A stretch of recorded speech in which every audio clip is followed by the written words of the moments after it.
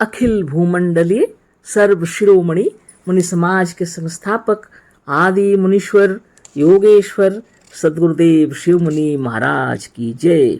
उपस्थित मुनि वृंद, साधु सज्जन वृंद, संत वृंद, साधक वृंद, आध्यात्म ज्ञान के जिज्ञासुओं और प्रेमियों, सभी श्रोता वृंद, आप सभी को मेरा कोटिशः नमन, सप्रेम जय जीव। तो आध्यात्मिक चर्चा चल रही है और हम लोग सद्गुरुदेव शिव मुनि महाराज रचित ग्रंथ योग का परिचय पर चर्चा कर रहे हैं। अध्याय 6 पर चर्चा हो रही है, मुनियों के लिए साधन क्रम। और आगे एक छोटा शीर्षक दिए हैं, हानि की संभावना। अभी हानि की संभावना उस काल में है जबकि आप साधन करते समय किसी दूसरी पुस्तक की लिखी हुई विधि से या किसी दूसरे महात्मा की बताई हुई विधि से साधन करते समय अथवा उसके पहले या बाद को आप किसी तरह का प्राणायाम भी करते हैं। इसका पूरा ध्यान रखिएगा, है ना। अगर आप कोई बहुत ही कष्टदायक कोई बीमारी से पीड़ित हैं, अगर स्वस्थ हैं तो बात कुछ अलग है। अगर आप सचमुच में किसी बीमारी से पीड़ित हैं तो इस बात का पूरा ख्याल रखना पड़ेगा। ये सद्गुरु की वाणी है ना। हानि की संभावना कब होती है? सद्गुरु कह रहे हैं हानि की संभावना उस काल में यानी उस समय होती है जब आप साधन करते समय किसी दूसरी पुस्तक की लिखी हुई विधि को या किसी दूसरे महात्मा की बताई हुई विधि से साधन करते समय भी उसको मिला देते हैं, है ना। यह ठीक नहीं है। अथवा उसके पहले या बाद को आप किसी तरह का प्राणायाम भी करते हैं, या तो साधन के पहले या साधन के बाद आप किसी दूसरे तरह का प्राणायाम भी करते हैं। वो सब नहीं करना पड़ेगा। अगर आप कोई बहुत ही खतरनाक बीमारी से पीड़ित हैं, है ना, तो ऐसी हालत में किसी भी दूसरे महात्मा की बताई हुई विधि को नहीं करना है। जैसे सद्गुरु बताए हैं उसी को करना है। किसी दूसरी किताब को पढ़ करके उस विधि को ना आगे ना पीछे बिल्कुल नहीं करना है। आप इतने दिनों से तो करते रहे ना, परेशान नहीं रहे, तो क्या फ़ायदा। सबको छोड़कर जैसे सद्गुरु बताए हैं सिर्फ उसी को कीजिए, सिर्फ उतना ही कीजिए जितना आपको आता है। बस धीरे धीरे आप निरोग हो जाएंगे, पूर्णतः निरोग हो जाएंगे, है ना। आपके मन की सारी शंकाएं दूर हो जाएंगी, आपको संतुष्टि होगी, है ना। बहुत से लोग ऐसी गलतियां करते हैं, है ना, सोचते हैं ये साधन से क्या होने वाला है, हम तो इससे बढ़िया जानते हैं, है ना, हमारे महात्मा ने ये बताए वो बताए हैं, है ना। ठीक है, आपके महात्मा ने जो बताए हैं ठीक है, आप जानते हैं, बहुत अच्छी बात है, लेकिन आपको अभी जो विधि बताया गया है सिर्फ उसी विधि से कीजिए, तब आपकी सारी तकलीफ दूर हो जाएंगे, है ना। इसको ख्याल में रखिएगा। दूसरी विधि से प्राणायाम भी नहीं करना है, जैसा बताया गया है वैसा ही कीजिए, या तो आगे या पीछे साधन के चक्र भेदन के आगे या पीछे किसी दूसरे विधि से प्राणायाम भी नहीं करना है। किसी भी तरह से किसी भी दूसरी विधि से आपको श्वास के साथ छेड़छाड़ नहीं करनी चाहिए। सद्गुरुदेव कह रहे हैं सबके तरीके अलग अलग हैं, है ना। वो लोग श्वास का छेड़छाड़ भी करते हैं, लेकिन जो अपना प्रणव बताया जाता है, अपने प्राणायाम बतलाए जाते हैं, इसके अंदर में श्वास के साथ छेड़छाड़ नहीं है। बहुत ही स्वाभाविक, बहुत ही सरल, बहुत ही सुगम, बहुत ही वैज्ञानिक पद्धति से साधन बतलाया जाता है ना। अब गुरुदेव लिखे हैं उसको आगे पढ़िए। आगे पढ़ते हैं, उसको दोबारा याद करके वहाँ से तो क्रम ठीक रहेगा।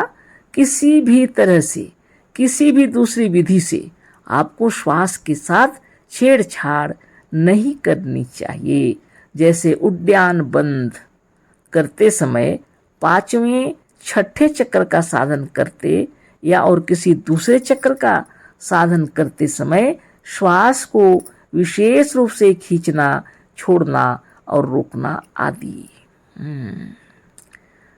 जब आप दूसरे का कोई देखे हुए हैं, आप उद्यान बंद करते समय 5वें 6ठे चक्र का जब साधन कर रहे हैं, तब इस समय अगर श्वास को विशेष रूप से छोड़ना, विशेष रूप से खींचना, वो सबको अगर आप उसमें करेंगे तो ठीक नहीं होगा। ठीक है ना। जैसा सब बताया गया है उसी को आप कीजिए, उसमें अपनी बुद्धि मत लगाइए, है ना। इससे गड़बड़ हो सकता है, हानि की संभावना हो सकती है ना। वो नहीं करेंगे आप। श्वास के साथ इन सब विधियों से छेड़छाड़ करना अनेक रोगों का कारण होगा और साधक कभी कभी पागल भी हो सकता है। इसलिए दूसरों के विधान को छोड़कर केवल गुरु के विधान को कीजिए और कभी पागल भी नहीं होंगे आप और कभी बीमारी भी नहीं जकड़ेंगे आपको। लेकिन अगर दूसरों की विधि विधान से कर रहे हैं तो हो सकता है अनेक रोगों के कारण हो आ जाए कोई बीमारियां, पागल भी हो सकते हैं। यह गलत बात है। इन सब से छेड़छाड़ नहीं। श्वास तरीका बताया गया है, अपने गुरुदेव जैसे साधन सिखाए हैं, बस उसी को करना है ना।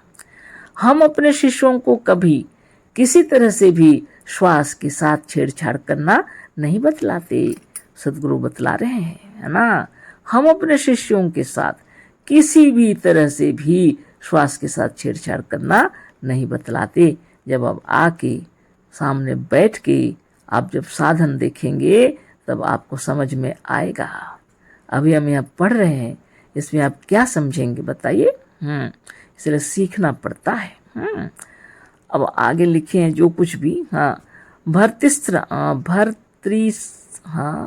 भर्तृस्का या नाड़ी संशोधन, है ना। भर्तृस्का या नाड़ी संशोधन प्राणायाम पहले तो कुछ अच्छा मालूम होता है, पर पीछे से ही अनेक रोगों का कारण बन जाता है ना। अब शुरू में भर्तृस्का साधन करते हैं, ये हमारे प्राणायाम के अंदर नहीं है, ये बता रहे हैं गुरुदेव। नाड़ी शोधन बोल करके लोग बताते हैं, ये सब शुरू शुरू में अच्छा लगेगा, लेकिन कभी कभी बहुत उम्र के बाद अनेक रोगों का कारण बन जाता है। मुनि समाज के कुछ सदस्य साधन के साथ ही साथ और भी दूसरे साधनों को दूसरे महात्माओं के कथनानुसार किया करते हैं। यह बहुत बड़ी भूल है ना, बहुत बड़ी भूल है। ये मैं क्या बताऊं। जो करते हैं वही समझेंगे। कितनी पीड़ाओं को अपने आप निमंत्रण देते हैं, है ना। इसलिए सामने बैठकर बातें कीजिए, सामने बैठकर साधन सीखिए और दूसरे साधन को बिल्कुल मत मिलाइए।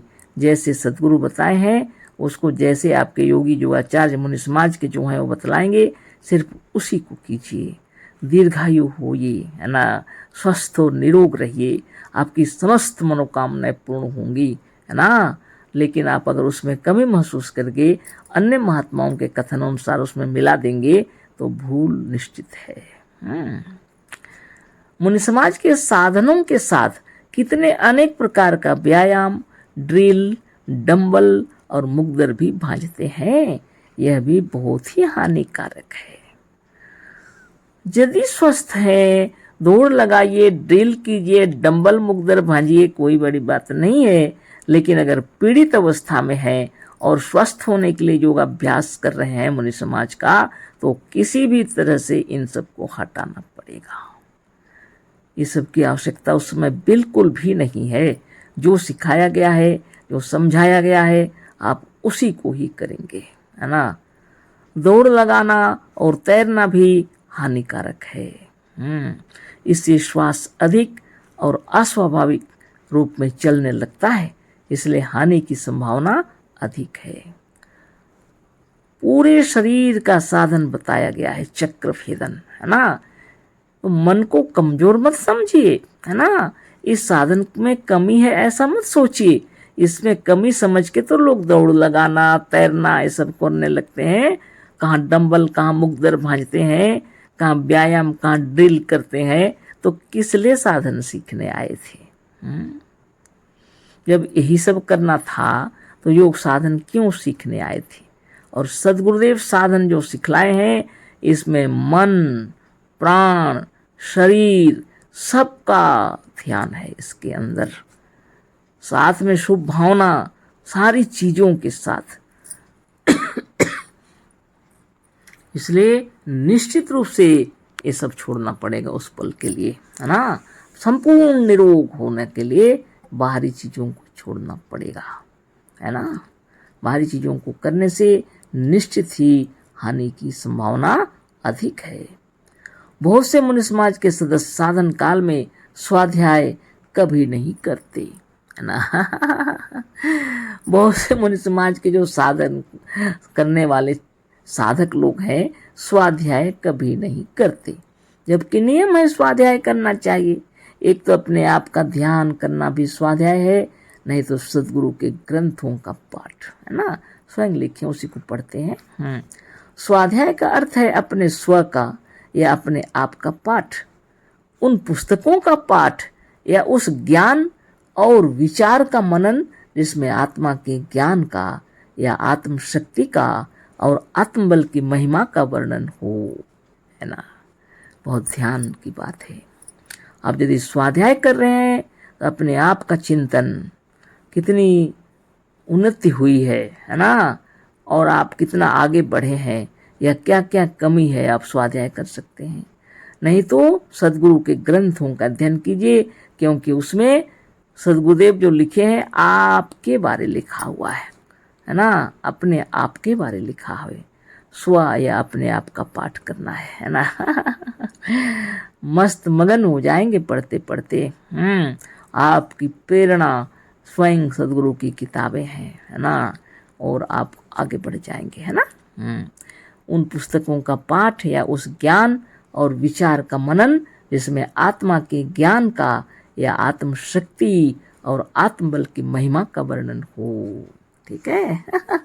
कल फिर चर्चा होगी। आपके मन में क्या क्या बातें हैं आप विचार कीजिए। ठीक है। अशेष धन्यवाद। कोटिशः नमन। सद्गुरुदेव शिव मुनि महाराज की जय। सब प्रेम जय जीव।